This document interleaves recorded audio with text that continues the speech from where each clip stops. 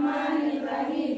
Alhamdulillahi rabbil alamin. Assalatu wassalamu ala sayyidil mursalin nabiyyina Muhammadin wa ala alihi wa sahbihi ajma'in wa man tabi'ahum bi ihsanin ila yaumiddin. Amma ba'd. Assalamu alaikum warahmatullahi wabarakatuh. Waalaikumsalam warahmatullahi wabarakatuh. Alhamdulillahi rabbil farsina meu paluma dan dini firmana dirabi walale samada mana taku madangkale debu sabana dirabi walale samada mana taku madangkale debu sabana ya Islam akhirnya kota wantana dirabi bitani mirangkabana Islam ni undinu wajib sasana bukudin Islam